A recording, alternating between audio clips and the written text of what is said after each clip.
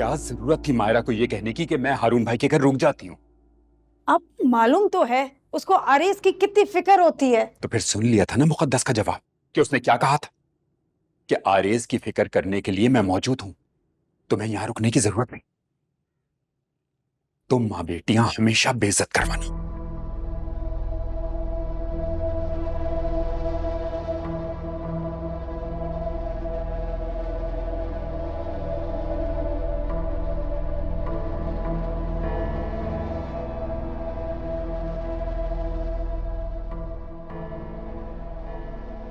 घर में कोई और नहीं था जो तुम आ गई खाना लेकर? हाँ, वो मायरा वापस चली गई ना, वरना उसी को भेज देती। वैसे रुकना तो चाह रही थी वो।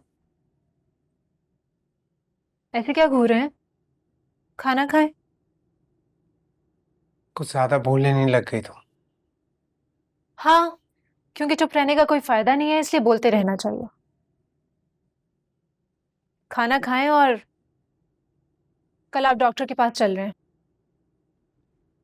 तुम्हें ये गलतफहमी कब हुई कि मैं तुम्हारी बात मानूंगा? आप चेकअप करवाएं, ऐसा सिर्फ मैं नहीं, अम्मी भी यही चाहती हैं। तब भी नहीं मानूंगा क्योंकि कल मेरी एक बहुत इंपॉर्टेंट मीटिंग है। अरेज, आपको अंदाजा भी है कि आपकी वजह से हम सबकी जान सूली पे लटकी हुई है। कब से कह रहे हैं आपको कि चेकअप करवाएं, आप चेकअप नहीं करवा रहे। आपको सिर्फ परवाह है तो पैसे कमाने की, अपना स्टेटस वापस लेने की। अरेज, एक बात बताएं, अगर आपकी सेहत ठीक ना हुई तो ये सब कैसे करेंगे आप? कैसे कमाएंगे आप ये पैसे? और दिन रात एक करके ही अपना सेटअप बढ़ाने की आप कोशिश कर रहे हैं। कैसे होगा ये सब कुछ? इस बारे में कभी आपने सोचा है? बस कर दो अपना ये ड्रामा, क्योंकि मैं बहुत अच्छी तरह जानता हूँ तुम्हें कितनी परवाह है मेरी और मेरी माँ की, इसलिए बस करो।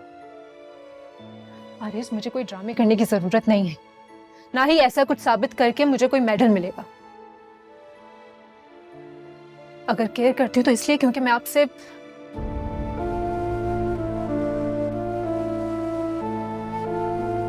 है, आपको कुछ कहने का फायदा ही नहीं, क्योंकि आपको अपनी ईगो के सामने ना कुछ दिखाई देता है ना ही सुनाई देता है।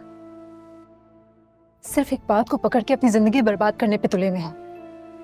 तो फिर करें बर्बाद, लेकिन एक बात याद रखें कि मैं आपकी वजह से अम्मी को परेशान नहीं देख सकती। इसलिए कल शाम की अपॉइंटमेंट ली है मैंने। कल हम डॉक्टर के पास जा रहे हैं। इस बारे में मुझे कोई और बहस नहीं चाहिए।